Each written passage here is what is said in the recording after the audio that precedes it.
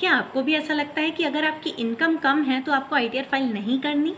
तो आज मैं आपको बताने वाली हूँ कुछ ऐसे केसेस जिसमें भले ही आपकी इनकम बेसिक एग्जाम्पशन लिमिट से बहुत कम है, पर फिर भी आपको आईटीआर तो फाइल करनी पड़ेगी, क्योंकि कुछ ऐसे केसेस हैं जिसमें आईटीआर फाइल करना हो जाता है मैंडेटरी।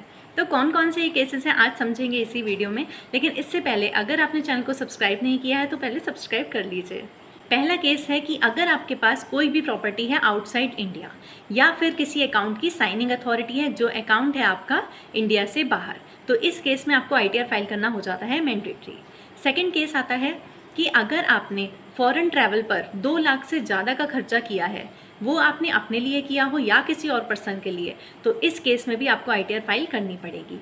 थर्ड केस होता है कि अगर आपने इलेक्ट्रिसिटी बिल पूरे साल में मिलाकर 1 लाख से ज़्यादा का पे किया है, तो इस केस में भी आईटीआर फाइल करना मैंडेटरी है। फोर्थ केस आ जाता है कि अगर आपने अपने करंट अकाउंट में एक या एक से ज़्यादा करंट अकाउंट में सबको मिलाकर चेक करेंगे 1 करोड़ से ज़्यादा का आपने डिपॉजिट किया है, तो भी आईटीआर फाइल करनी पड़ेगी।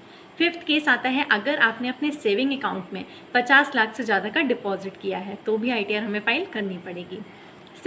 सिक्स केस आ जाता है कि अगर आप किसी प्रोफेशन में हैं और उस प्रोफेशन की ग्रॉस रिसिट आपकी पूरे साल की मिलाकर 10 लाख से ज़्यादा है, तो भी आपको आईटीआर फाइल करनी पड़ेगी। सेवन्थ केस होता है कि अगर आपके बिजनेस का टर्नओवर 60 लाख से ज़्यादा है, तो भी आपको आईटीआर फाइल करनी पड़ेगी। और लास्ट केस होता है कि अगर आपका पूरे साल में मिलाकर टीडीएस और टीसीएस की अमाउंट 25,000 से ज़्यादा है, तो आपको आईटीआर फाइल करनी पड़ेगी। लेकिन सीनियर सिटीजन के केस में इस 25,000 के अमाउंट को कर दिया जाता है 50,000। तो ये सारे केसेस हैं, अगर आप इनमें से किसी भी केस में फॉल करते हैं तो इसमें आपको आईटीआर मैंडेटरी फाइल करनी ही पड़ेगी। फिर भले ही आपकी इनकम कितनी भी कम क्यों ना हो, इससे कोई भी फ़र्क नहीं पड़ता।